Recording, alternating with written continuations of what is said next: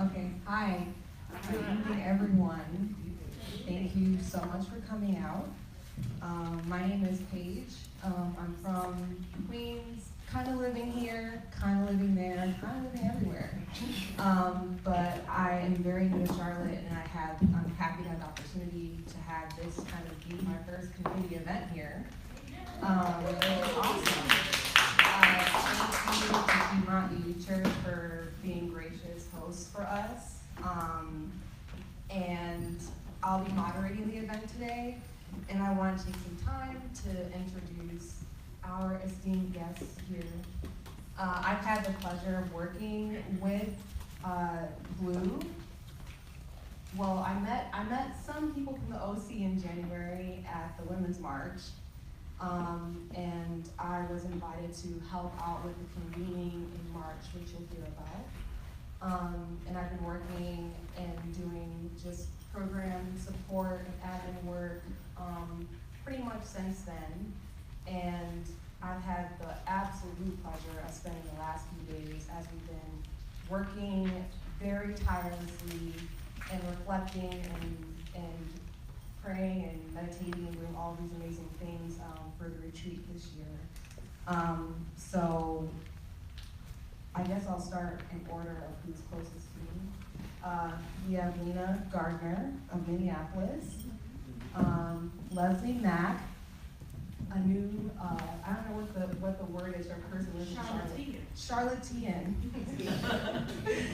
Reverend Michael Slack, Kenny Wiley, and Dr. Takia Amin, who we will be discussing a slew of things regarding BLUU, reflections of the last year, the last couple of years, and plans for the new year of 2018. And then at the end of our discussion will be time for some Q&A. So I think we can just get right in. And I would like to start by, for those who don't know about BLUU, to get a sense of the history, how BLUU got started, that story of origins. Beautiful, thank you, Paige. So, hello, my name is Lena Gardner, as Paige said. How BLUU got started, we really got started at the Convening for Black Lives, which was a convening Leslie was on the planning team for in 2015. And it was like over 1,000, or about 1,500, all Black folks. It was an explicitly Black space, and it wasn't just BLM organizers. It certainly included some of them. It was also people from a lot of different organizations and institutions working in a lot of different areas towards Black liberation. So we found each other there. It was, and by we I mean Black UUs. There was myself, Leslie, Reverend Carlton Smith, Razik was there, Ndidi was there, Royce, James was there, and Isis, his daughter, and we kind of gathered around a table. We had a meal together, and we kind of just started from a place of sharing our experiences in UUism. And what we found was shocking similarities, parallels of feeling alienated from our churches in certain ways, feeling like we wanted a spiritual home and a place to worship where anti-Blackness wasn't so profound and affecting. And so we kind of, through that said, well, it doesn't seem to really exist in UUism, so let's start it. And from there, it just kind of snowballed. And about a month and a half later, then it was a group of us that started Black Lives of Unitarian Universalism. And we started by thinking about our principles and of Unitarian Universalism, and what if there was a way to look at those principles through a Black lens, and the diversity of perspectives within a Black lens that there is. And then we came up with the principles, and from there we just kind of hit the ground running. And I think we'll talk a little bit later about all of the projects that happened, but that really is the origins of really coming together and saying, what do we need, and can we be the ones to fulfill that need, and then working from there. Thank you for that, Lena. That was really powerful. I'm curious about, it's been a couple of years now since you started. I'm wondering about what are some of the misconceptions that you've heard others have about BLUU? Just want to hear a little bit more about that. Well, I'll start with that. There have been lots of misconceptions, but I think one of the ones that really makes me angry, and I also think it's hilarious, is that we are some rogue group of Negroes that fell out of the sky and decided, to change this particular faith community. We're Unitarian Universalists. We've all been here for a number of years. Some of us were born and raised in this faith. Some of us came to this faith in our teens. Some of us found this faith as adults, but I've been a Unitarian Universalist since I was 14 years old. So when I hear people acting like I just showed up from nowhere, or these people showed up from nowhere, or that we somehow haven't been in the faith long enough to know it or understand it or want to have a positive impact in shaping it, that's sort of deeply frustrating and also really absurd. It's like, are you paying attention? Black people have been here, and these particular Black people have been here for some time.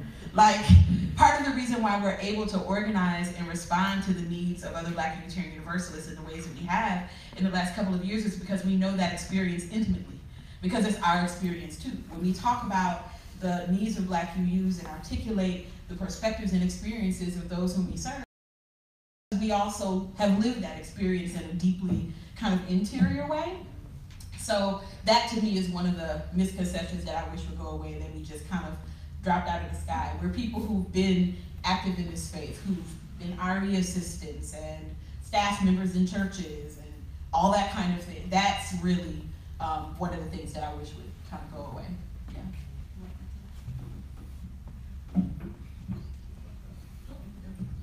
Yeah, I think I'll add to that and just talk a little bit about the money decision.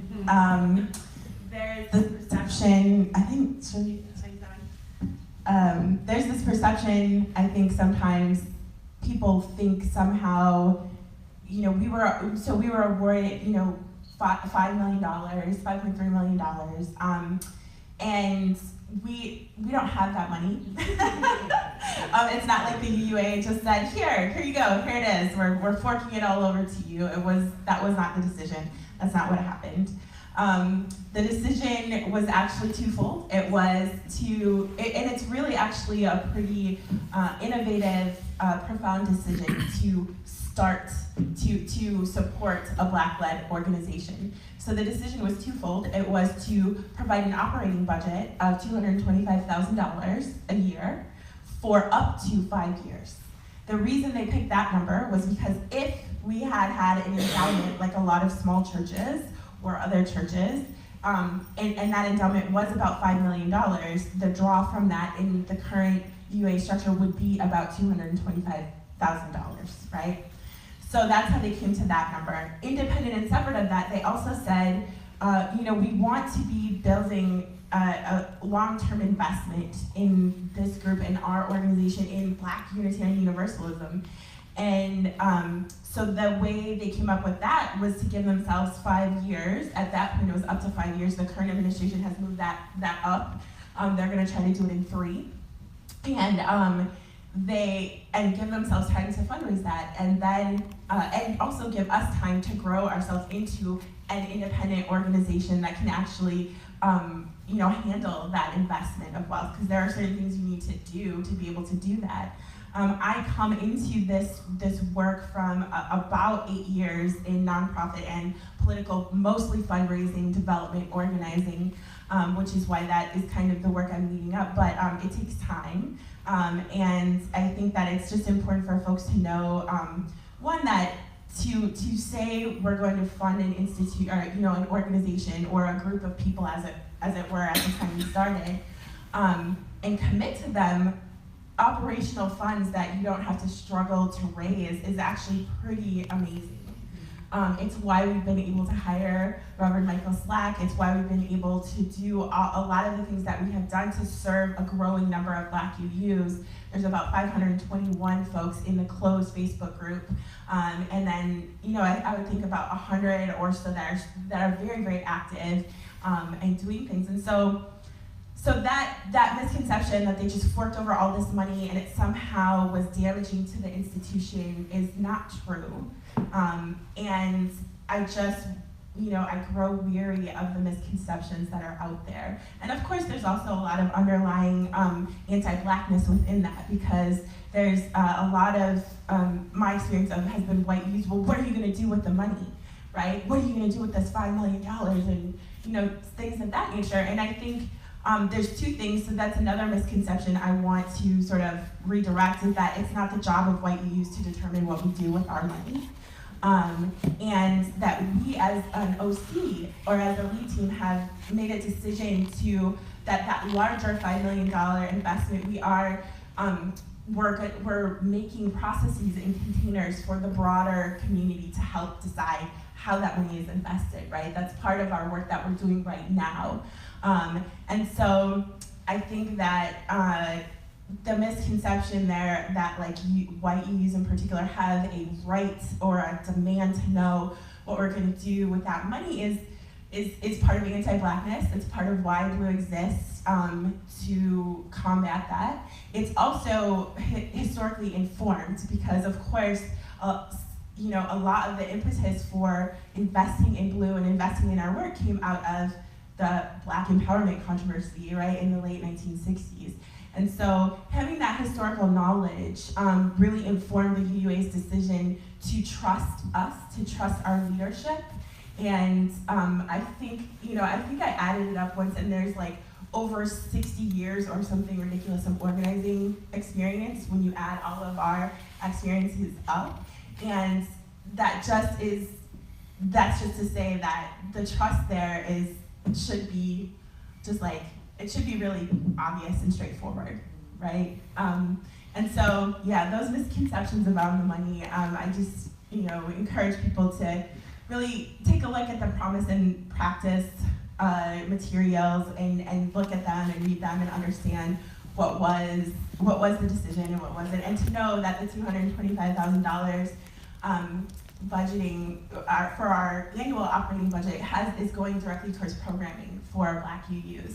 And went towards the convening and things that we've been getting feedback that it's just been really useful for people. So thank you. Yeah, related to the programming that we offer, our primary commitment is to Black Unitarian Universalists, right?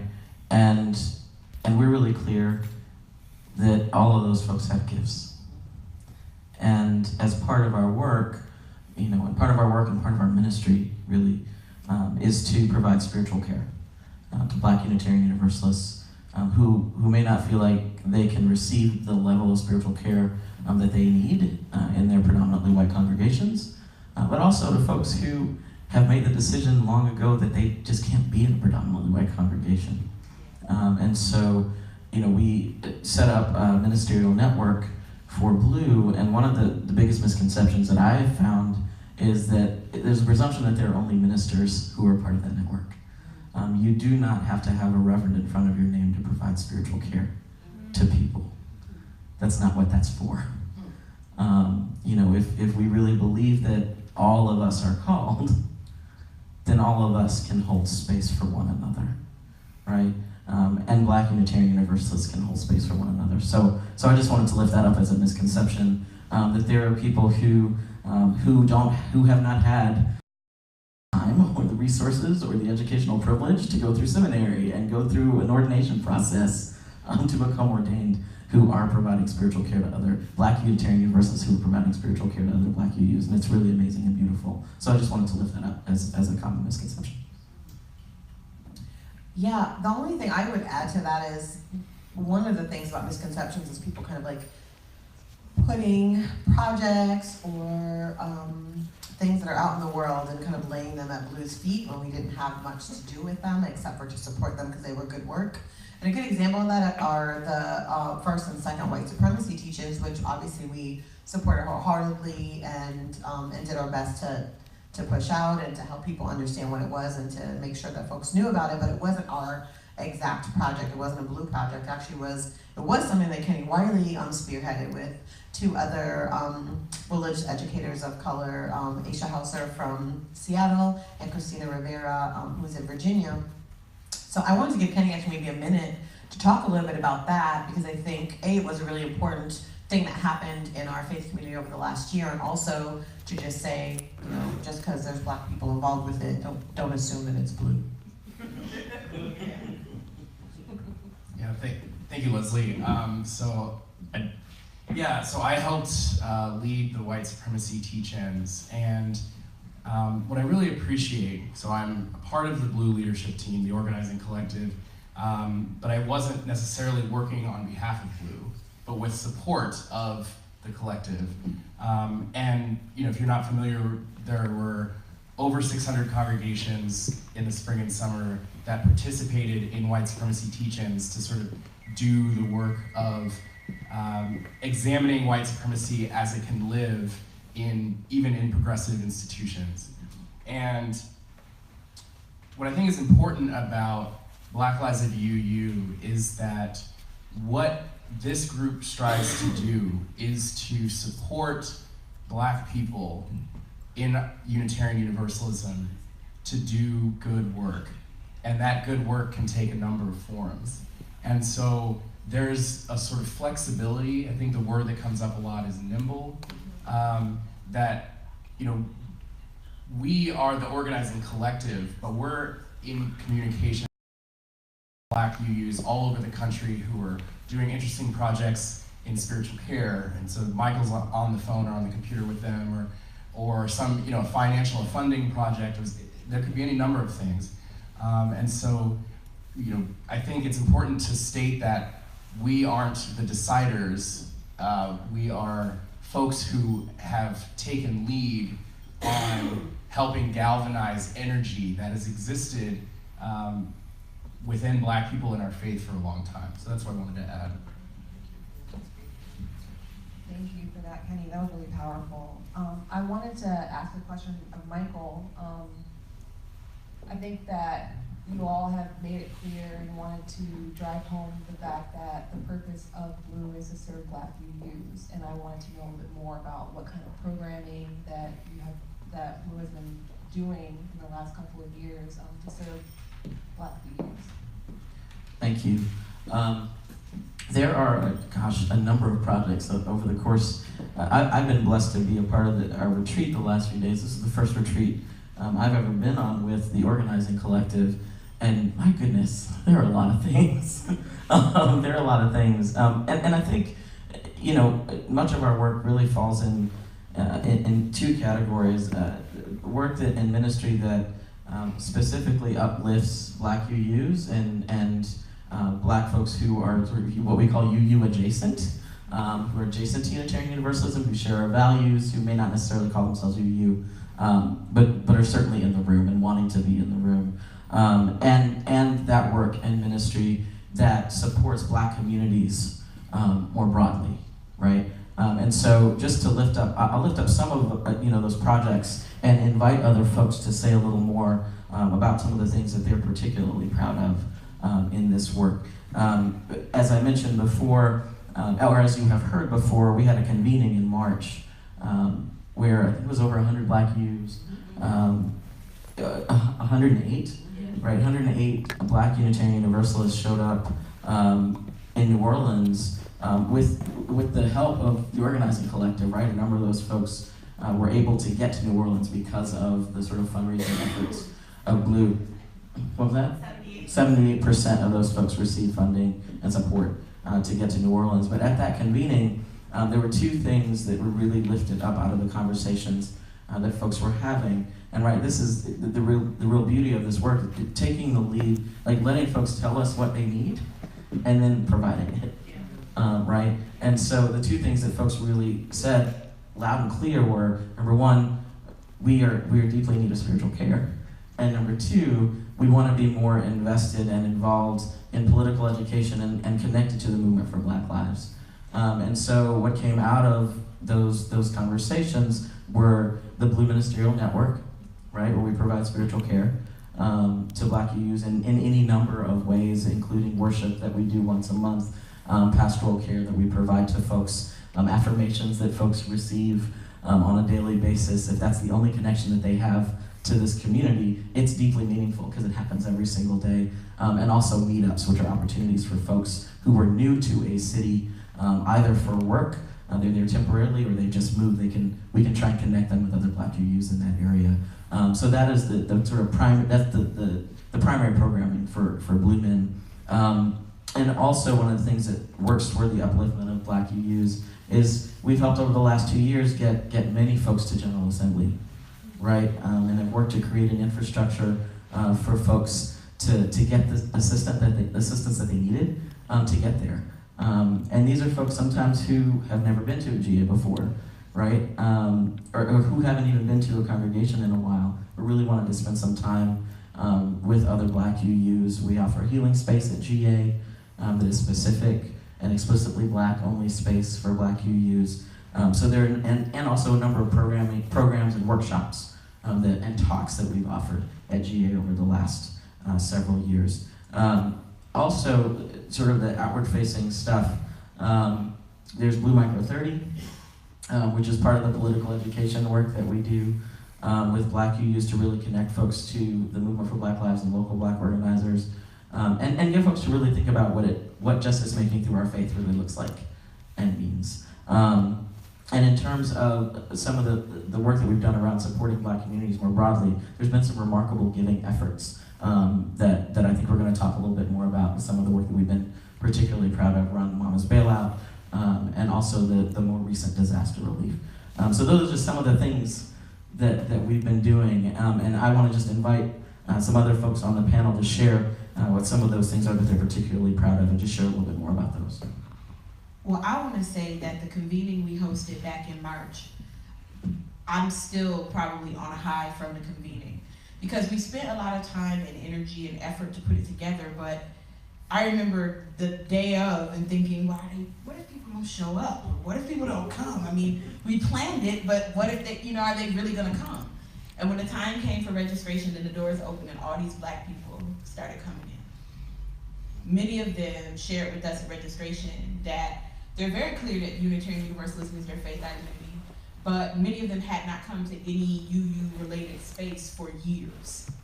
And so to see particularly older Black UUs trusting us enough to come be with us. I mean, I think the oldest attendee was in their maybe late 70s. And the youngest, I think, was about 4 months old. I mean, we had a range of people. We had youth and young adults there. And so knowing that there were Black people in our faith community who trusted us enough to come to the convening, share space with us, worship with us, break bread with us, and help us think through what we might create together was an incredibly exciting, humbling, and affirming experience. And it's something that I reflect upon regularly when I think about the work that we're doing and the work that we're planning, and I think about the people that I know are going to be blessed by it or be impacted by it. I also think about young Black folks coming into our faith community who don't know what it was like before BLUU.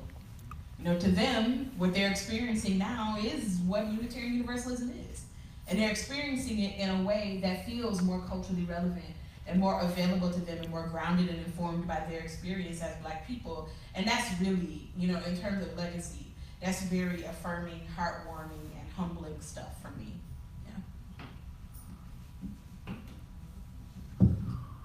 Well, I'll mention last fall, we hit the road on the Revive Love tour.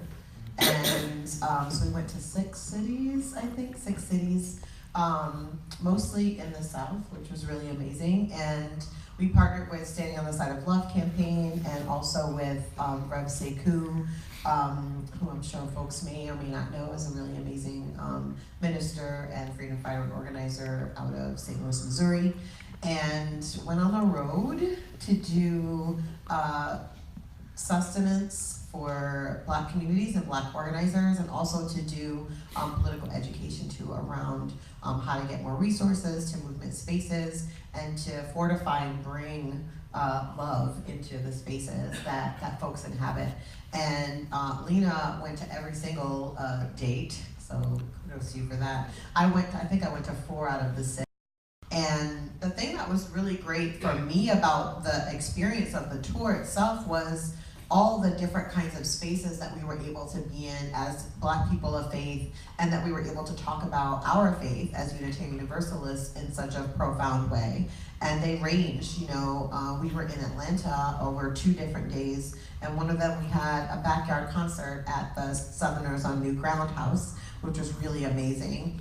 And on the other day, we were at the Many Rivers to Cross Festival, and we had a booth in their social justice pavilion with people that had no idea what Unitarian Universalism was about, and we were able to talk to them about our faith and about the things that were important to us. And so it was just, for me, it was a really profound understanding and way that we could bring our faith into so many different spaces on the tour, and it was just amazing. Oh, can I dovetail? Go ahead. Yeah. Okay. All right. So I'd like to talk about General Assembly, and I think the impact that Black Lives at UU has had on General Assembly. Just curious, for folks in the room, I guess you can raise your hand online if you want to, but for folks in the room, who's been to a UUA General Assembly before? So, around half of the room, it seems like, and General Assembly, somewhere between 2,500 and 4,500 UUs getting together in the city, and it is experiencing Unitarian Universalism in a fundamentally different way. The worships are huge, and there's 65, 70 people in the choir, and I think one of the things that Black Lives at UU has done is, and that I'm incredibly proud of, is that we have shifted how General Assembly feels. So I didn't get to say that I'm from Houston, Texas, and living now in Denver, Colorado. And I grew up Unitarian Universalist, lifelong UU. And my first General Assembly was 2006 in St. Louis, and then I went for the second time in 2009 in Salt Lake City. And both of those times, I was like, this is so white. I mean, there's just, and not just in terms of numbers, but it also just felt like, even as someone who grew up in the faith, I'm like, this feels, it feels really culturally white. And I think when I think about how it feels now, even though most of the attendees are still white numerically, it feels different. I think there's something for many different folks at General Assembly, and that, I think, is something that not just the folks at this table, but folks who've been on this leadership team in the past, as well as Black folks working with us, can really take pride in. So that's what I wanted to add. Yeah, I just would add to that too, Kenny, is one of the things I think is also a misconception is that, going along with the rogue faction thing, is that we don't work with the faith and with those that are in the faith and with the UUA. There hasn't been a single project that we've worked on as a collective that hasn't been in conjunction with the UUA. Consistently, we see both the resources and the structure that the UUA has been able to offer to us, and we've been able to leverage them in really different ways than probably lots of other people have prior to us being involved. But for us, it's not about, not being a part of our faith. It's about making space for us in our faith. And there's a really big difference there, and so I just would lift that up, that all of the projects we've just mentioned were done lock and step with many institutions within Unitarian Universalism and continue to be. It's a really important part of our work, always.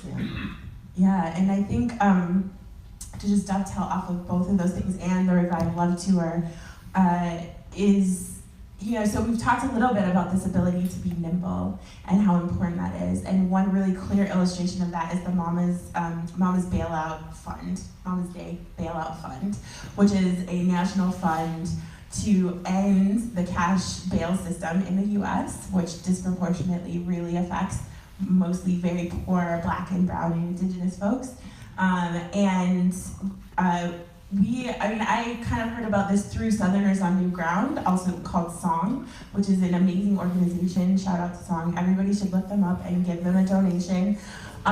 They are a queer-led, Black, just beautiful organization. And so they came up with this bailout fund. They gave us a call to Leslie, said we could use some help with fundraising. Can y'all help us? And we came together, we said, yeah, let's think about what we can do. We crunched some numbers, we came up with the idea to make a direct donation of $5,000 to them and to challenge new congregations to match our donation. The end result of that was about $30,000 that went directly to that effort. And I think that this really illustrates the beauty of the UUA. They gave us our operating funds and said, and now it's like, we trust you to do, what you need, what you think is good. And so we were able to move that money really quickly and then raise that $30,000. And sometimes just because of the sheer size of the UUA, they aren't necessarily able to move things as quickly as that, right? And so I think that's a really good example of both collaboration and also the uniqueness of being able to be nimble and responsive and to be also in community. I really connected with Song on the Revive Love tour. We went to their Out South gathering, and it was really powerful not only to be there in space, but also just to learn about the amazing projects that are going on and how can we use our faith as Black UUs to help other Black communities that aren't UU identified to, right? So I think that was one of the things I was most proud of. And then I think the other thing, this is a more recent thing that just popped up, is the UUA came to us. They had done a lot of fundraising for disaster relief in light of several ecological disasters, but originally the hurricanes, And we have known of several Black organizers in, part of the BLUU community who have been organizing in Houston and in Florida, particularly helping Black women, all of whom have families and were, decimated by the hurricanes. And so we were able to come up with a way to grant out, I think we're at $7,500 now. We gave awards of $500 to 15 different women. And, again, that's where we see our ability to quickly, and we have another outstanding, I think we're over 100 applications now for more assistance. And so, that's another area where having that sort of connection to community and being able to move resources, and also, I often think of money as just another energy, another form of energy, another form of support and love. And so when you can move it, it's powerful. It really helps people, especially in times of disaster. And so I think those are just two examples of ways in which we really contributed financial resources. We also made a contribution to Standing Rock during their call for religious help, our religious folks and organizations to come, and I went to Standing Rock, yep, on their I definitely went there. It was cold and awesome. And so I think, I'm really proud of all of those projects, and I hope to continue just building bridges and moving more and more dollars. Wow. I think that when I hear everything, it's really phenomenal, and I'm really taken aback, even though we've been talking about it for the last few days. But running through that list, I'm just always impressed by the work that you all do. And I'm very curious, Kenny, if you could just let us know about what kind of projects are on the horizon for 2018. Yeah, Paige, thank you. So in the political, social climate that we're in, when I think about March seems like a really long time ago. Like the convening, it was 9 months. Seems like 3 years. Pictures of me can kind of bear that out. Yeah. And so I think one thing that's important to us is to create spaces for joy and to create spaces for renewal. And so one thing that we're doing at the end of April is that we are hosting in Kansas City a revival, a Black Lives of UU revival, where we're going to invite Black UUs, I guess any Black UU who wants to come from anywhere, and especially folks in the middle part of the country, to join us. The exact date is April 28th. It's a Saturday all day, and we're going to create spaces for music and laughter and conversation, because I think thinking about things that I take pride in is that I think we've helped cultivate space for folks to be themselves, and that we know that there's no one way to be Black, and that folks can be their authentic Black UU self, to not have to hide faith identity, to not have to hide sexual orientation, gender identity, to not have to hide part of who we are. And the revival, I think, is going to be another one of those spaces that we invite people to bring their full selves. And so really excited about that. And I'm excited about the planning of that too, because something that this group takes really seriously is working with elders. And when we think of, we had a beautiful conversation this morning talking about what an elder means to us. And I have elders who are at this table, personally, people who have been through some of the things that you're going through, and don't say to you, I'm gonna tell you your experience, but I'm gonna help you through your own experience. And that key distinction is really important. And I bring that up because we're really ramping up our work with elders. We have something called the 360 Council, and that is where a group of elders, we talk with them semi-regularly, and we're going to ramp it up in 2018 to where we are really learning from the past, time to hear stories, and not, yes, the Black empowerment controversy, but also just, if you were a Black UU at the 4th Society of Shreveport, Louisiana, we want to know that story as well. And so we're going to really ramp up our work with elders in 2018. We're also going to continue on with the healing space at General Assembly. And this space is really beautiful.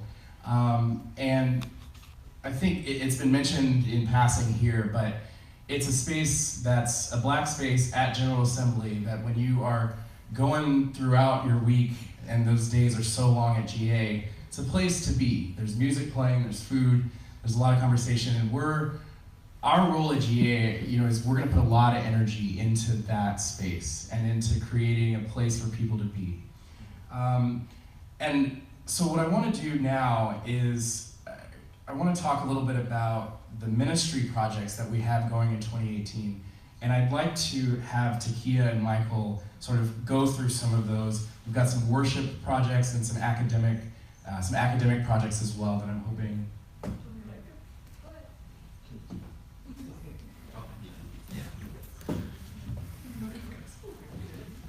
One of the things that we've been talking about more recently is the idea that it really matters for us to think about, engage what the faith means to Black Unitarian Universalists.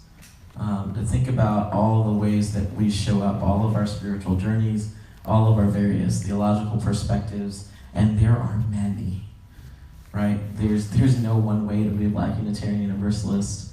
And so one of the things that we're endeavoring to begin not just thinking about, but really putting time and energy and effort into is to imagine what some different theological writings might look like over the course of the next year or two, and thinking about some book projects related to offering those different theological perspectives from Black Unitarian Universalist standpoint. So I'm really, really excited about that. Are we talking about the election? Yeah. It's not secret. Yeah. Can you talk about that? Yeah. About that? Come on. So along those lines, one of the things that I particularly value about Unitarian Universalism is that we are a faith community where many people find us from another faith tradition. I myself grew up in a multi-faith family. I have Muslim parents, I have Christian grandparents. One of the reasons why I find a home in Unitarian Universalism is because it's one of the only faith communities where I can bring all of that with me, and I'm not asked to give up the best of what I learned from my parents or my grandparents. But as someone who likes to have faith practices, you know, as you use, sometimes we can be a little light on the practice part. I'm someone who loves to read and study and sing and pray and reflect, but it's hard when I have to pull together like 50 different sources every morning just to be able to do that for myself. So I started dreaming up this idea of what it would look like to have a Black UU lectionary that centered not a singular faith tradition or their sort of liturgical year, but that centered the diasporic experiences and voices of Black people in terms of the calendar, and then tied readings from various faith traditions to it. So what would it mean to have a lectionary where the dates are drawn from historically important days in the lives of people of African descent, and you have readings from Hebrew Bible and New Testament and the Quran and Buddhist teachings and humanist voices and reflections for sermons and this kind of big thing. Lena says I live in a world of ideas, and that's kind of true sometimes. And I kind of brought this to the group, and they said, "Ooh, that's not crazy." And I'm glad you did so. So we're going to be working toward this Black UU lectionary project, which we know will benefit and bless Black Unitarian Universalists, right? But we know it's also going to bless people who are not Unitarian Universalists, who are not Black, who maybe aren't even thinking about faith at this point, right? So it's also thinking about creating resources that will certainly bless and uplift those in our community, but also thinking beyond that. Sometimes Unitarian Universalism can be a little insular, and one of the things that we're committed to doing as people of faith is kind of breaking open the relevance of our faith community as well. To Michael's point as well about some of the publication projects, in my regular life, I'm an academic. I teach here at Davidson College. I was previously on faculty at UNC Charlotte, and so we'll be doing a call for papers to put together an edited volume of writings where Black Unitarian Universalists can reflect on the intersection of Unitarian Universalism and liberation theologies. What might it mean to think about Unitarian Universalism refracted through the lens of liberatory faith? And that's different than some of the other projects that exist right now in our faith that have collected the voices of people of color, but it's sort of diaristic sometimes, and the response that we get from, like a diary, you know, and then when I was 3, you know, there's one time at band camp, but sometimes, you know, the feedback you get from white youths is, oh, I'm so glad this book exists so I can hear how people of color are experiencing my faith, as opposed to realizing it's our faith, and we're experiencing it and thinking about it and wrestling with it and living through it too. I also just have to say that as someone who is trying to pay attention to what's happening in the larger sort of landscape of faith and identity, sometimes because UUs can be so insular, I think we miss out on larger conversations that are happening around kind of progressive religious engagement because we're so busy looking inward.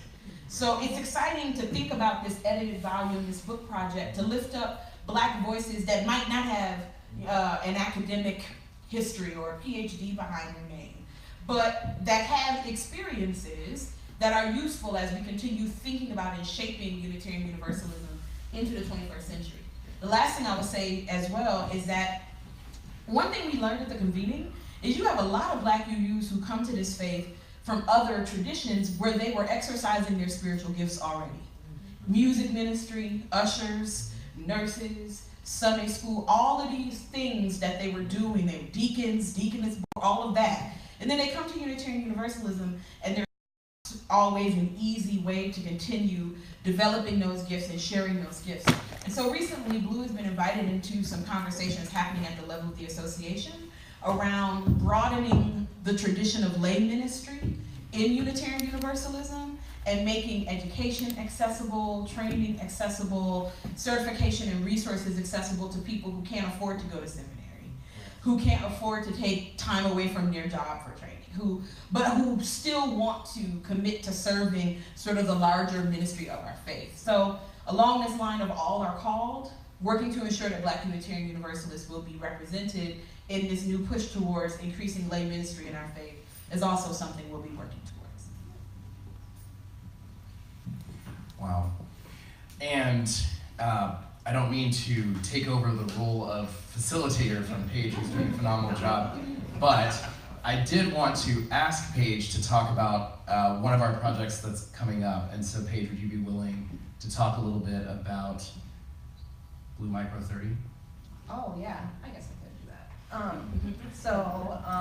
We kind of talked about BLUU Micro 30 a little bit earlier as a project that we had started, and we're continuing our work into 2018, which I'm very excited about. We're calling on BLUU Micro 30 team members to start to flex their muscles as organizers and connect with other Black UUs in their communities and kind of start that process of fostering and building relationships. I forgot who mentioned this, but we have a very robust community online, and although that's great and we are going to continue to grow, I think we all can agree that having that face-to-face time is very powerful as well. I think that the retreat that we've been on the last few days has definitely echoed that. And so we want to continue to support the growth of Black youths in becoming the community members that they want to be, not just in the faith but outside of the faith. And so this is one of the projects that we want to do that in. Another project that I'll mention, since I'm supposed to be mentioning this as well, is that, well, Takia was talking about gifts, and there are a lot of folks that have a lot of amazing gifts that are at this table, and also folks that we have gotten to know in the last, or that I've got to know at least in the last few months. We talked about elders, and we realized that there should be a way that folks can access that respectively. And so we wanted to get a Patreon account and have a platform that we can have those intellectual discussions, that we can have writings, that we can have videos and interviews and sermons, and so there's so many different ways in which this work is being done, and that I think it's important for us to be able to document that and to share that, and to also provide an outlet for people who are looking for different ways to support BLUU. Well, you can support by paying some money to have access to all this information, and where that money is going to all this amazing programming. So I wanted to also ask Leslie, what are some other ways that people can support BLUU? Well, besides when we do get our Patreon, I'll definitely become one of our patrons, which is going to be really amazing. I'm very excited about that. And there will be a podcast included, so for y'all are podcast listeners, that'll be really exciting.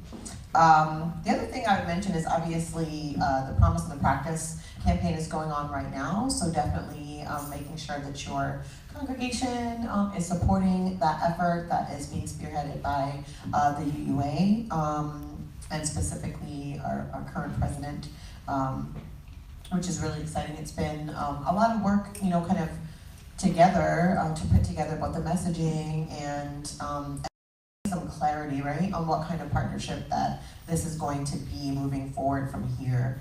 And that work is holy work as well. It's sometimes hard to bridge that gap, and we've really made an effort to step into it and lean into sometimes the uncomfortable or not so wonderful conversations, because we know at the end of them we're better for it. And so that's something we've really been working on. I'd also mention, as Lena talked about, our disaster relief fund, and we, as she said, we have over 100 applicants that are still looking for support. We've exhausted the funds that were initially made available to us by the UUA, and so if you wanted to go and make a donation, you can put right in there BLUU Disaster Relief Fund, and we will happily be able to give out more of those grants to folks that are looking for support due to disaster. One of the things that's been great about that is we already had Black UUs that were connected to us and doing work with us in those areas. And so when we needed to reach out and say, hey, who can we get to kind of do some groundwork on this, it was the matter of just picking up a phone.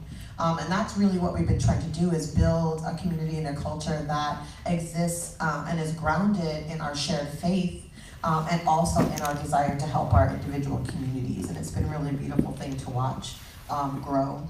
The last thing I'll mention, well, actually a couple more things. The other thing is, you heard us all give the history of BLUU, talk about the work that we're doing. And so what I really task you all with doing is, when you hear people talking about BLUU and it's not the right information, is to correct them, which we really would appreciate. And also to encourage them. We have a website, blacklivesuu.com, which has all the information we talked about today. It has all the information about each of us individually and our work. So really encourage people to go to the source and get information directly from us, which is really wonderful. It's easy for things to get distorted in games of telephone around the faith. It does have a contact us button. You'll get directly to Takia. It's fantastic. Yes. And then obviously share content that we share. We write statements quite often about things that are important to us, and also share other faith organizing that's going on. It's really important for us to connect to other faith organizing that's happening. Last year we did a really amazing panel called Whose Faith Is It? And we had a Lutheran minister with us. We had Bahisha Hassan, who runs Movement in Faith. She's actually from here in North Carolina, join us to kind of talk about these issues that are not just present in Unitarian Universalism, right? So many faiths are also grappling with this notion of how do we change a culture that may be exclusionary to some to be better for it, and in the name of each of our faiths. And so now the last thing I'll mention is something really amazing happened this year actually, with the Northern New England District. They contacted us and were really moved by our work. And they had decided that they voted, their leadership voted, and they wanted to give us $100,000 this year to do our really important work. And I actually want to have Lena talk about that process, because it was a really revolutionary and really unique way that they decided to step out of their normal, giving platforms to make this large gift to us. So it'd be great if you could share a little bit more about that. Yeah, I think my understanding was that there were two sort of calls that they really heard, and one was actually from the board of the UUA after they had made their funding.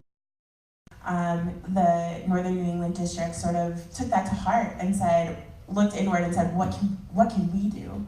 How can we support this amazing ministry and do it from living more deeply into our faith values?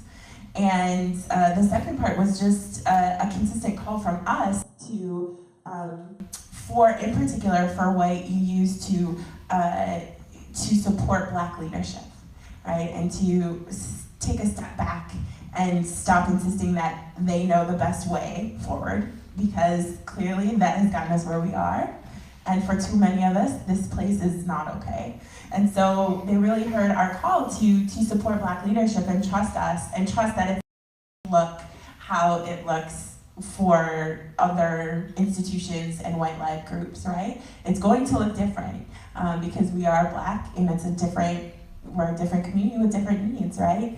And so they really leaned into that. And not only did they commit that $100,000, but they committed a matching amount to the Promise and Practice, and another contribution for us in the next fiscal year and next year.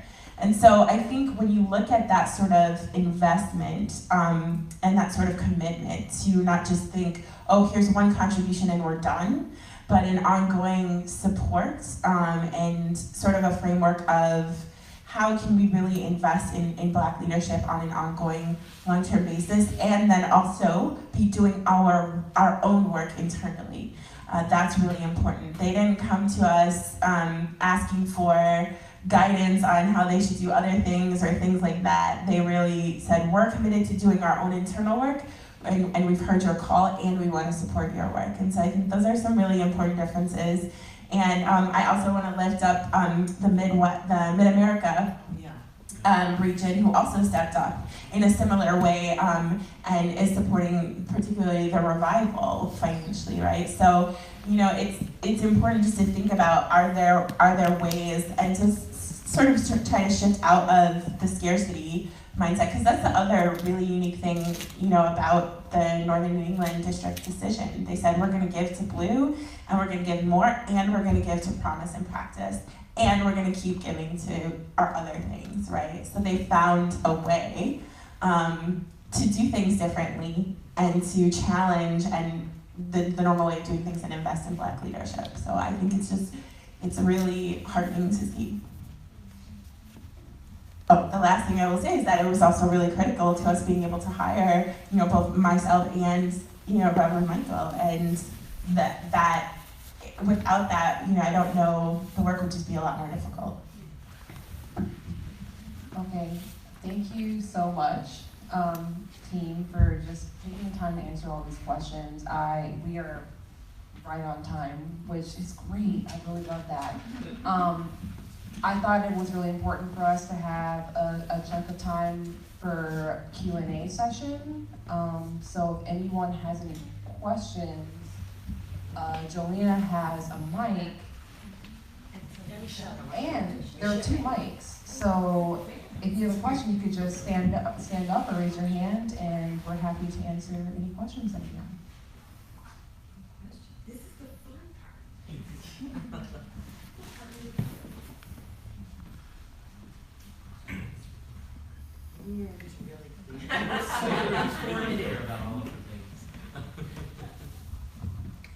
I really don't have a question, but I have a thank you. When I joined Piedmont, poor Eva was the only person of color here. And we all love Eva, but somehow we weren't attractive.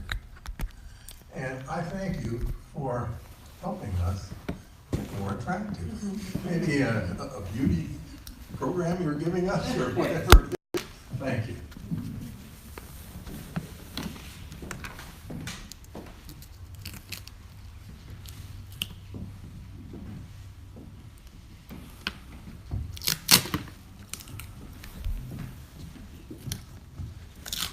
Hey, good evening. Hi. My name is Thomas Elijah. I go to the Unitarian Church on Sharon Avenue. How did you folks get here?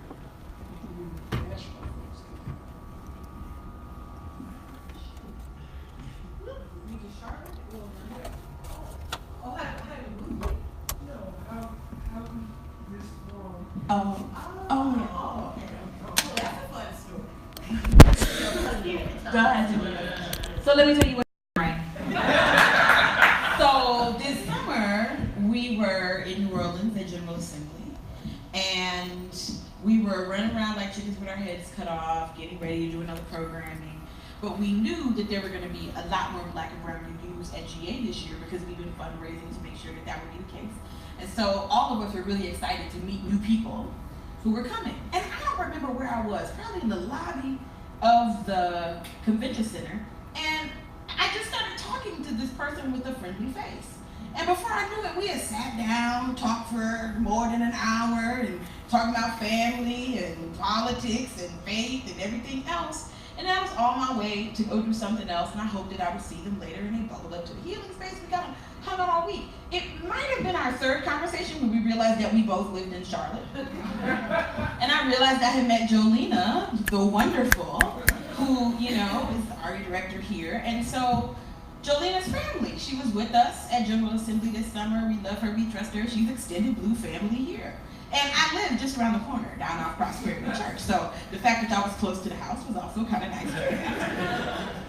Whenever we're together for a retreat, we try to do a community open kind of forum like this. When we were at our retreat last year in New Orleans, we did a similar kind of panel at First Church in New Orleans. Because we like having opportunities to answer questions, inform people about BLUU, and also give people a chance to ask any questions that they might have. And so when we knew we were coming to Charlotte for a retreat, we said, oh, I could call Jolena, and she could see if they could make room for us at the church. then we go around the corner and do the thing. So it was really just about using the kind of extended BLUU family relationship that we have to grateful to Piedmont to be here, and Jolene standing in the back and being shy, but she's fantastic. And I will add, as far as the timing, that was my idea. And that was because there are multiple massive Star Wars fans on, and the thought of seeing Star Wars on opening night together, it was an outrageously good time. No spoilers, don't worry, we won't say anything other than that we enjoyed it thoroughly.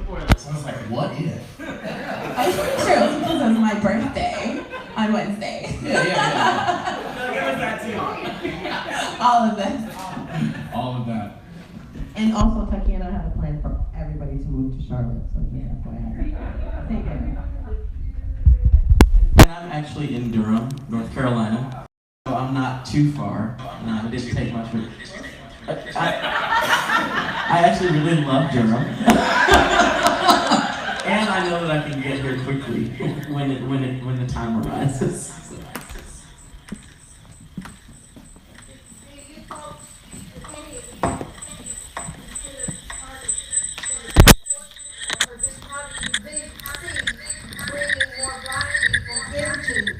Unitarian Universalists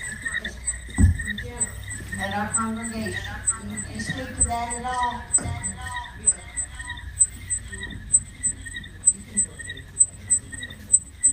So, this is a question that is asked a lot, and I think and I know that it comes from a really good place, and I know that for me, growing up, it was something I cared about a lot, that it was like my family was the family at the church I grew up in Houston, right? You know, and I'm just gonna answer this for myself, I know that things may differ for different folks, but I've kind of gotten away from thinking about, like, how do we raise the numbers of Black folks and people of color in UU churches. And the reason for that, for me, is because I think I'm interested in the feel of a space. And some of it is the numbers of who, in terms of people of color. But what I want to know is whether it's 6 Black people, or 16, or Latino folks, Latinx folks, Asian American folks, if it's six people of color, are they supported? Do they have room to live out their full selves? Or is it more diverse, but everyone's conforming to sort of standards of whiteness? And so to me, if there's a church community where people are supported but not overwhelmed, right? Like if a person of color walks in and, you know, everyone cheers because, like, oh my gosh, our radio ad works, you know, like, you know, that's not that welcoming, right? But if we're talking about helping folks feel and be supported and cared for, then I think that's where I want the energy to go. And a possible byproduct of that can be increased diversity, but it may not always be. So with that, I would also say, you know, when I'm with white UUs who say, you know, what can we do to get more Black UUs or more people of color in the church, I'm always like, well, what do you want us for? Because, you know, Black UUs don't exist to prove to the world that white UUs are good people. Like, the evidence of people of color in your congregation is not so that white UUs can say, but look, we're progressive and among the good ones. It's like, let's rethink what this is about. For many of the Black UUs that we're in community with, and also people of color and indigenous folks who feel an affinity with this faith, we tend to come to this faith looking for 2 things: spiritual depth and the promise of beloved community. Most UU congregations, I've lived in 6 cities, I've been member of many congregations. Many congregations are light on both. Okay? If you're looking for spiritual depth, if you're looking for theological grounding, that's not always happening in UU spaces, right? It's also a real challenge when Unitarian Universalism gets framed as the good liberal white folks' religion, and we should just be kind of glad to be in the room. So when you're teaching UU 101 or your introduction to Unitarian Universalism, and the only people you reference are white, Black and brown people have been a part of this faith since there was a faith to be a part of. But if that's not lifted up regularly, then the sense that people of color get is this is white folks' religion, and we're kind of, you know, a caboose coming along, which is historically and theologically inaccurate, right? So that's something that needs to shift too. I also think that when we talk about the promise of beloved community, that's about making the table wider so that there's room enough for all of us and our various expressions, right? One of the challenges in Unitarian Universalism is that there's this sort of underlying sense sometimes that there's a right way to do Hinduism. And the right way is usually the way the white folks do it, right? It's supposed to sound a particular way, certain words are supposed to be used, certain other words. And it's funny because there's a lot of black and brown people in the room doing this right now, right? So that if I'm in a UU space and I yell out amen, well, that's not really what we do. And it's only supposed to be an hour and 15 minutes. It's only supposed to be an hour and 15 minutes, right? We're only going to sing these 3 verses, and then we're done. There's no room for spirit to move, you know. So when we're thinking about worship, and we're thinking about music and voices that get included and what that might be, challenging ourselves out of sort of a white Eurocentric Protestant model as the only way to do church is really important. I think about this a lot. These people know I have many, many thoughts about it. I'll stop there. But I think if one of the goals is to ensure that anybody who walks through that door can find a home here, it's about amplifying a commitment to really living as beloved community and creating a space for spiritual depth. When I go to UU congregations around the country, if I see more knitting clubs and bridge clubs, then I do see opportunities for people to explicitly grow their faith. That's a problem. And something we need to address. One of the things that I will add, thank you for your question. I often, much of my work over the last, 15, 20 years has been around LGBTQ welcome in congregations. And folks often ask a similar question about queer and trans folks in faith spaces. How do we get more queer and trans folks in faith spaces? And I often have invited folks, and I do this now as part of BLUU, I invite folks to reframe the question, because often that question is about outward, like looking outward. What are other people going to do? And what I often invite folks to do is to look more inward. It's like, what can I do to do the work of dismantling the white supremacy culture that is at the heart of oppression that keeps all sorts of people from Unitarian Universalist spaces, honestly. And so that work is internal work, and so I often invite folks to reframe that. Like, what can we do as a congregation to help co-create the kinds of spaces where black folks are going to want to show up, where queer and trans folks are going to want to show up, where everybody's going to want to show up, where people of various faith practices and experiences and understandings are going to want to show up. What can we do to build a home for everyone who wants to call our place home? That, I think, is the work, and that, I think, is the question. And I think it's important to also say the answer to that question isn't one workshop. It's not a panel. It's not a series of conversations. It's not one teach-in. It's not 2 teach-ins. It's not a year's worth of work, right? White supremacy has existed for as long as we've all been here. And that work takes time to undo. And so if folks are prepared to do that kind of work, that kind of real heart-centered, deep work, internal work, that is their work, that is folks' work to do, if folks are prepared to do that work, the people who are meant to be here are going to show up. Because they're going to see it, they're going to feel it, they're going to know that this is a place that I can call home. They're going to know it. And you'll see it happen. If the work is being done, you will see folks come. And that question, we won't have to ask that question. Does that make sense to folks? Yeah, I would just add that, the work that I do outside of BLUU is supporting mostly Black women organizers around the country and the work that they're doing to fight for Black liberation. And one of the things that Lena and I spoke about very early on in BLUU was this need for additional faith support for Black organizers around the country. That there was a missing piece of what young people who are on the front lines of doing difficult freedom fighting work that they weren't getting from their communities. And I had this, like, I think I called it a dream at GA a couple of years ago, that those people that were fighting for freedom, that when they were looking for a spiritual home, that their first thought would be Unitarian Universalism. That we would be the faith of freedom, right? We're not there yet, right?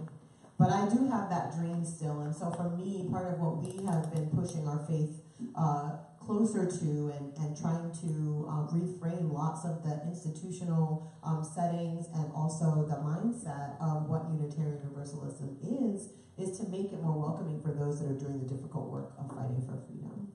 And so for me, that's really where I talk all the time about that, about how our principles are amazing. And when I talk with other Black people about them, they'll say, oh, that sounds like what I believe in. But that doesn't necessarily mean they're going to find a home in a Unitarian Universalist congregation, right? And so our job has been to expand what being a Unitarian Universalist is, and helping people understand that you can have a connection to this faith and that we can be a bridge for you to seek spiritual growth and faith grounding with Black people that is inherently Unitarian Universalist. And so I just wanted to add that in because that's definitely a mission of ours as well. And I think that is some of what I was going to touch on is that, you know, I came into organizing through the Black Lives Matter movement and was a co-founder in Minneapolis of that chapter. And one of the things that became so apparent to me was this need for my own need and other organizers for spiritual grounding. I'm also fairly public in all of my work about how important my faith is to me, how it challenges me and stretches me in my organizing work. And at the same time, then when other Black organizers would come to me and say, where do you go to church? I say, don't go there. And the reason is because it's not safe for them emotionally and spiritually. And in organizing, you are at your most vulnerable and you get run down and you get exhausted. And that is not the time to have a white person come and ask, can they touch your hair? Any various of experiences that are so prolific in white UU spaces. And so this piece around predominantly white congregations really diving deep into doing their own work, into sort of becoming more cognizant of the ways that they might not have seen before that are inherently harmful to Black bodies and Black spirits and Black minds is so incredibly important. And like, Michael said, it is ongoing work. And I think the last piece of that I will say is that some of my experience in the Twin Cities has been, particularly some white youths want to have transformation without the transformation, right? Transformation is terribly uncomfortable. It's downright painful at times. I think that at the heart of a lot of the work that we strive to do on BLUU, even within ourselves, is to find the ways in which white supremacy is operating in us. Where is patriarchy operating within us? Where is, ideas about gender norms and gender expression and gender identity operating in us that's actually killing trans people? And coming through that process is painful. It is painful to learn that something you thought is normal and okay is actually killing people. And then to try to find your clarity of where is my personal responsibility in a world that's dominated by systems that are global, systems that are massive, and systems that are crushing, right? So doing that work, I think is incredibly difficult, and I've only experienced it to be really profoundly held in BLUU and in other spiritual-based spaces, even if they're not directly affiliated with a religious tradition, right? I've had experiences in other movement spaces, but they hold that space to say, okay, we were people born into an earth and inherited these systems, and we didn't create these systems, but we have an obligation to take responsibility for our role in those systems, all of us. And so that's the work I really want to see white EU congregations doing, because as that work goes deeper, you are transformed. And in that transformation, people see, oh, Black folks in particular see this is a safer space than it was before. And I know that I can come here and not be beat up again by white supremacy, right? And so I think that is the challenge before us. And the other piece I will say is, again, it is astonishing to me how many times we look to white people to do this work, right? And then even in that, the discrepancies and inequalities will come up, right? There are white men in this denomination that go around getting thousands of dollars talking about this work, doing this work, and are not, I would say, and aren't accountable to people of color and Black folks. And yet, when I ask for a $250 honorarium for pulpit service, which is a standard for someone with a seminary education, which I have the privilege of having, it's a problem. I'm asking for too much money. Wow. So these are the realities in our faith. So consistently being able to check that system of saying, like, oh, am I looking to white folks to do this work? And just, again, leaning into trusting Black leadership over and over again. Black leadership and leadership of color. How do we continue to do that and to shift away, and not just expecting people to do that work for free? Because it is intensely emotional labor, and it will wear and wear and wear and wear on your spirit. And all of us up here have families that are in the grips of these systems of oppression. And so it's like, how can you trust Black leadership, invest in Black leadership, and compensate people for their emotional and spiritual labor?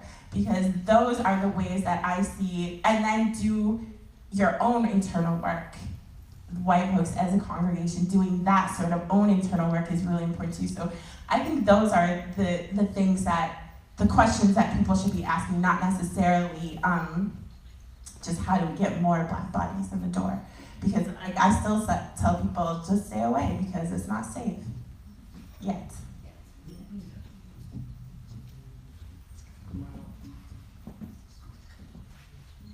I have a question, actually, for each of the beloved panelists.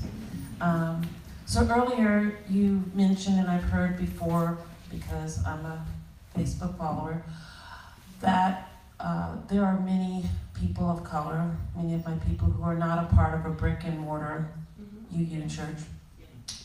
And I do agree that the question is what people need to do to become more welcoming, which I see happen. But what are you hearing from those who were a part of that brick and mortar community that left? If each of you can tell me one thing that you've heard, so you go first, then you're lucky, of what needs to be removed from these communities so that it's not alienating and unsafe. So you can shoot one lifeline to Takia if you want her to take your answer, but if each of, do you understand the question I'm asking? Because I think people are working to become welcoming, but they're not removing behaviors that are still alienating and unsafe. I got you. Thank you for that. So many things I could say, but what I will say is radical welcome is a being, it's not a doing. Radical welcome is a being, it's a state of being. Either you are radically welcoming or you're not. It's not something that you do.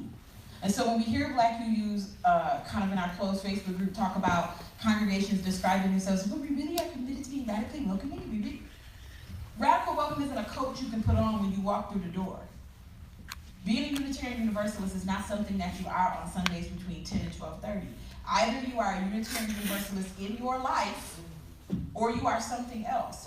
So when congregations that are predominantly white will sit around and talk about how can we be more radically welcoming, are you radically welcoming in your life? And that's what people will lift up, a kind of hypocrisy that they hear. on the part of white UUs who will come into a UU church and talk about, let's be radically welcoming. You ain't had no black people in your house in 30 years. You don't even know no black people. You don't have any intimate relationships with people of color, never thought about it, never honored any. You don't have authentic relationships with communities of color literally anywhere, but you want to sit in a room and talk about how to be radically welcoming. That kind of hypocrisy is a rub for people, especially in a faith community that talks about this notion of beloved community. I will say often that, you know, when you love someone, you always want to improve their condition, either spiritually, materially, any other way that you can. That's what love looks like. And so when we think about this notion of being welcoming or inclusive or loving, it starts in here, and it starts in here, and it starts in your own life. Because if the people in your own community aren't being radically welcoming in their own lives, it's not like there's gonna be a switch that gets flipped when they come into a UU congregation. So thinking about how you can, particularly for ministers, I think, to think about how they can help their congregants develop a commitment to that kind of depth and examination in their own lives, so that you'll see the kind of outer transformation that you're looking for. Yeah, I'm tired of hearing folks talk about being welcoming. It ain't. Well, I wanted to just talk about my own actual experience, because I am one of those black youth left a brick and mortar congregation that I was very involved in New Jersey. And I really loved my church, I'll be honest. It was like my favorite place to go. And then I started doing liberation work pretty much full time. And all of a sudden it seemed like people were like, oh wait, you're black. Literally. Like, oh wait. Like, oh wait, you're black. We didn't realize that you were black until now, when you started talking about liberation and justice and Ferguson and Mike Brown and Tamir Rice and Rakia Boyd and all of the other people, right? And it was a blow to me, you know, because I started doing my liberation work because of my faith, not the other way around. I started doing liberation work because when I started examining the ways in which our principles were alive in myself, I was called to do liberation work. And so it was a real, you know, blow to me to just realize that this place that I had invested time, my own treasure, my own talents in, was not willing to accept my full self. Now, I expect white people to mess up in the context of this particular conversation. So the fact that I wasn't welcomed was not a surprise to me. But the response to my decision to leave and take my name off the book and stop coming to church was silence. Nobody called me. Nobody came to my house to see how I was doing. Why did I leave? People whose children I had gone to their graduations ran in the other direction from me. And it wasn't until like a month ago, this is 5 years now, that someone from that congregation called in the context of some other work that they were doing to ask me what had happened. And so I say all of that to just mention that it's really important to build systems into your congregation and your faith spaces to do something after you mess up. And not think it's okay to just say, oh, well, this person of color left our community and I guess we just messed up and now they're gone.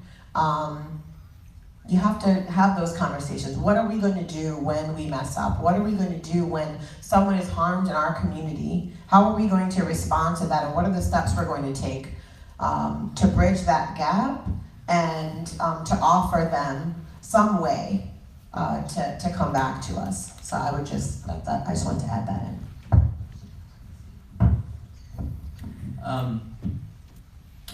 Gosh, the list is long. The list is so very long. Part of my work is to provide pastoral care to folks who may need that and won't find that. And so one of the things that I hear fairly regularly is, you know, I could, and these are folks who generally have a brick and mortar space.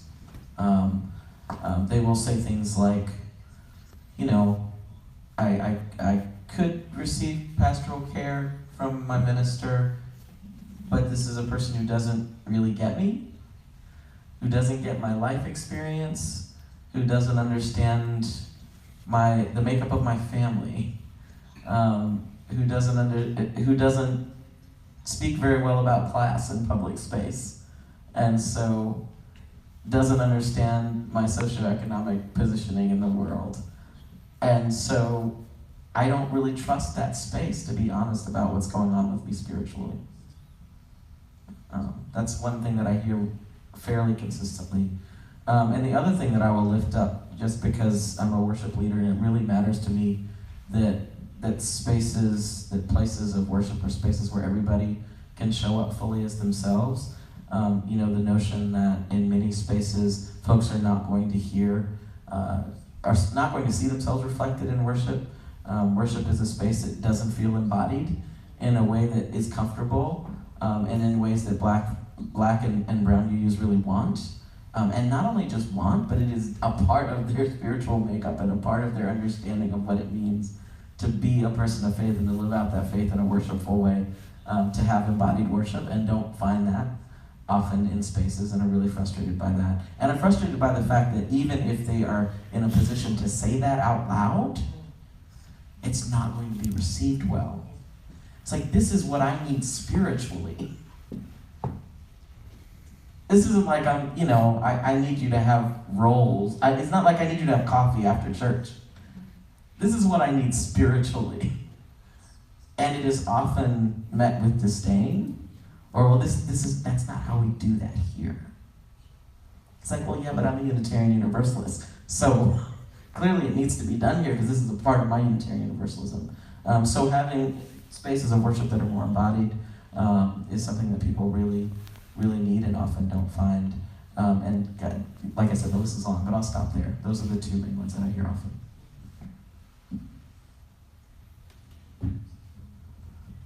So I think there are a lot of things that came up in my mind, but what I wrote down was for people to find and cultivate your resilience, abandon your commitment to niceness and order, and embrace not knowing and decentering yourself.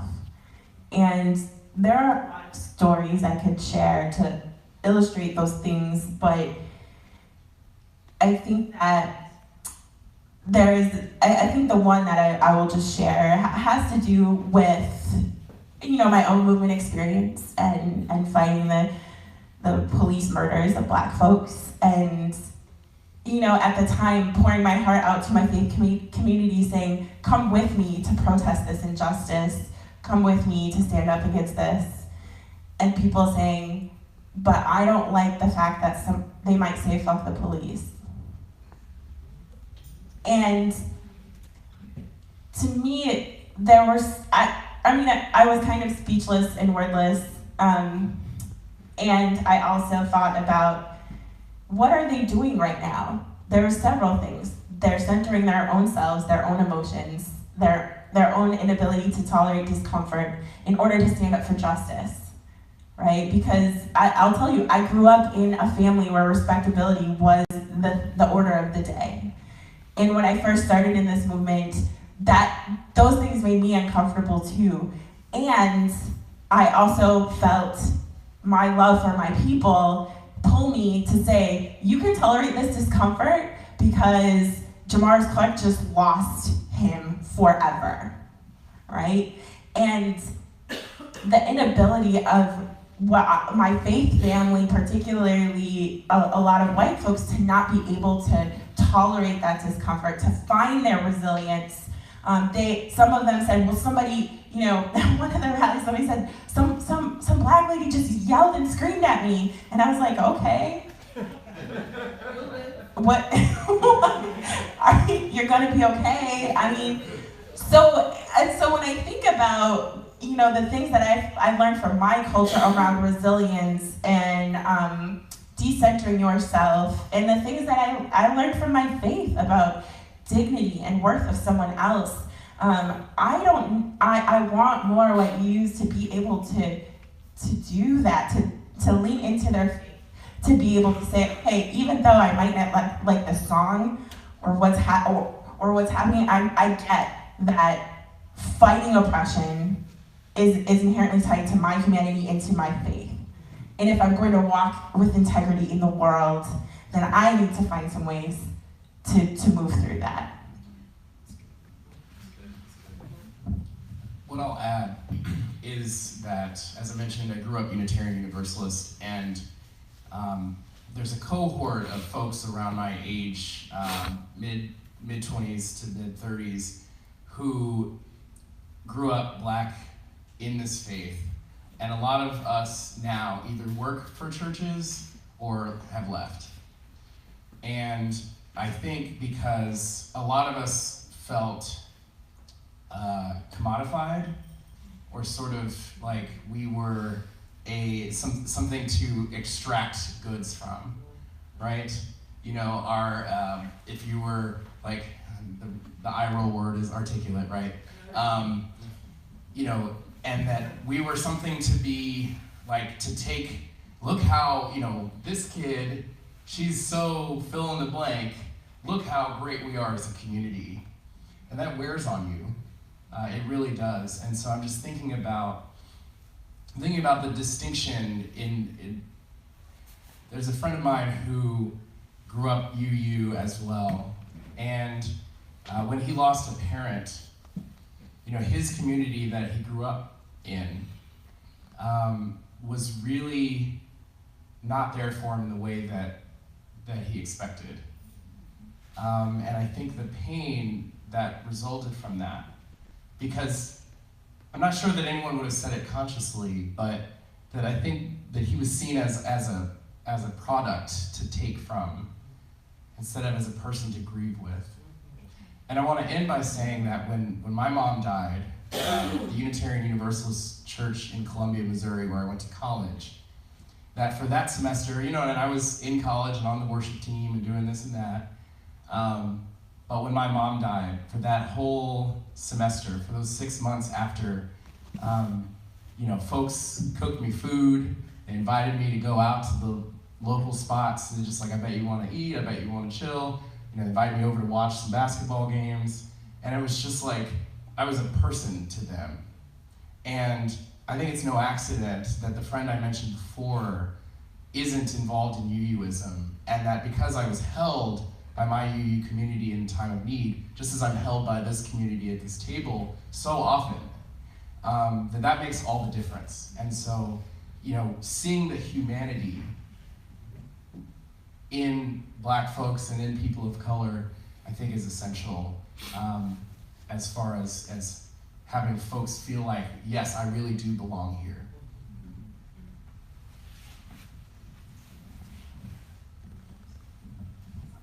Are there any other questions?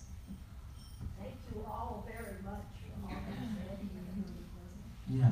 I have a feeling I saw the book. Michael's our minister, so he be preaching all the time. We just let him go ahead and do that. I brought the words.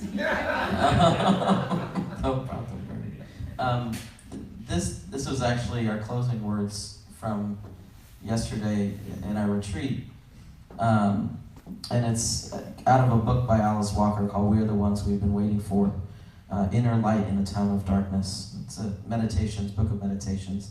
And she actually lifts up some words from the elders from the Hopi Nation in Arizona, in a part of Arizona. I think these words were meaningful for us last night, but I think they speak to a broader movement and speak to where we are in this time. And I think it really matters that they are coming from, that they are words from indigenous peoples, because as we all know, this is not our land, right? This land belonged to other people, and other people worked this land, and were destroyed on this land. And so to help honor them, and to honor where we are in this movement, I share these words with you as we close. We have been telling the people that this is the 11th hour. Now we must go back and tell the people this is the hour. And there are things to be considered. Where are you living? What are you doing? Are you in right relation? Where is your water? Know your garden.